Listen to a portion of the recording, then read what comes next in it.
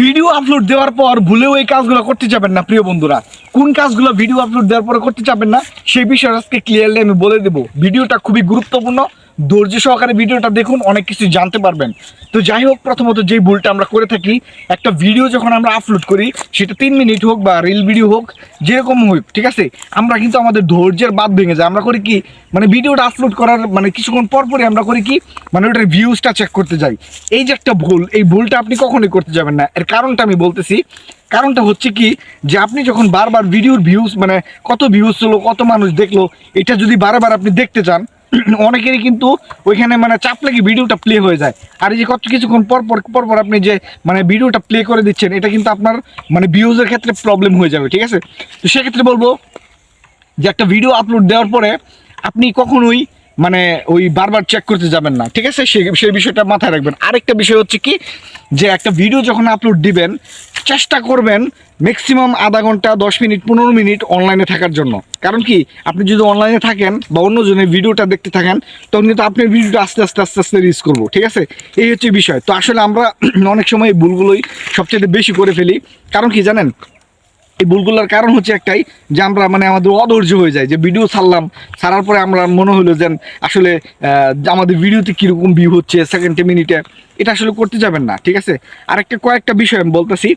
আর চেষ্টা করবেন যখন ভিডিওতে এখন কমেন্ট হচ্ছে, তখন আপনার আগে করবেন কি, 1 ঘন্টা ভিডিওটা চলাকালীন সময়, মানে ভিডিওটা 1 ঘন্টা হয়ে গেছে, আপনি পোস্ট করেছেন, 1 ঘন্টা পরে থেকে আপনি কমেন্টের রিপ্লাই দিবেন শুধুমাত্র কমেন্ট ম্যানেজার থেকে।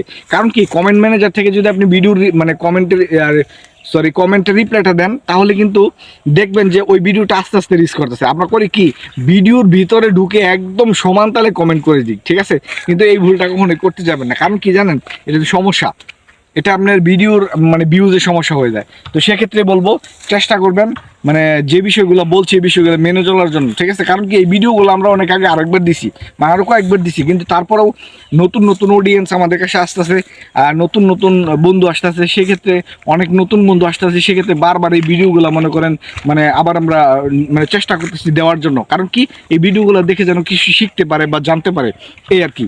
তো যাই হোক, আসলে আজকে একটা আমার বন্ধু পাইছি যে ভিডিও করে দেওয়ার মতো, আমাদের সেই স্পেশাল মেহবুব ভাই। কারণ তিনি আসলে আসছে, কিন্তু তার মানে সমস্যাটা হচ্ছে, তিনি মানে একাধারে বসে রয়েছে, কোনো দিকে কোনো মনোনিবেশ করতেছে না। একটু দূরে গেলে আমার মানে ভিডিওটা আরো সুন্দর হয়, কিন্তু উনি আমার মুখের কাছে আসছে, ঠিক আছে। তো যাই হোক, এখন মনে অনেকটা নিচে, নো প্রবলেম।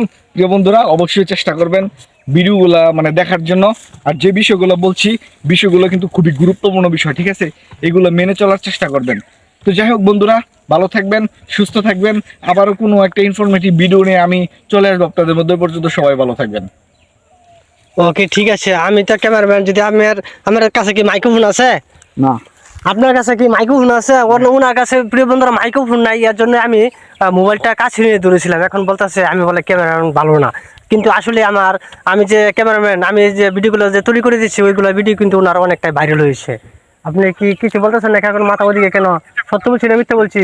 একদম একদম সত্য বলছেন ভাই। ওকে ওকে, ধন্যবাদ। সবাই ভালো থাকবেন, সুস্থ থাকবেন। আর ভিডিওটি কেমন হলো অবশ্যই জানাবেন। আসসালামু আলাইকুম।